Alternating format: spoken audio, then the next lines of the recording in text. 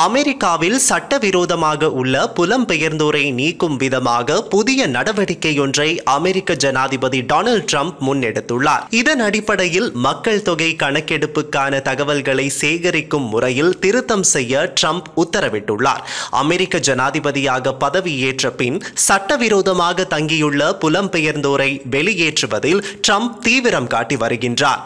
இந்த நிலையில் அமெரிக்காவில் 1.20 கோடி பேர் சட்டவிரோதமாக தங்கியிருப்பதாக தெரிவிக்கப்படுகின்றது. இதையடுத்து அவர்களை வெளியேற்ற ட்ரம்ப் தீவிர நடவடிக்கைகளை மேற்கொண்டு வருகின்ற நிலையில் மக்கள் தொகை கணக்கெடுப்பு முறையில் மாற்றம் செய்யுமாறு அவர் உத்தரவிட்டுள்ளார். 2024 ஜனாதிபதி தேர்தல் முடிவுகள் மற்றும் தகவல்களை பயன்படுத்தி மக்கள் தொகை கணக்கெடுப்பு நவீன கால உண்மைகள் மற்றும் புள்ளி விவரங்களின் அடிப்படையில் மாற்றி அமைக்கப்படும். இதன்படி அமெரிக்காவில் உள்ள சட்டவிரோத புலம்பெயர்ந்தோர் விலக்கப்படுவர் என அவர் தெரிவித்துள்ளார்.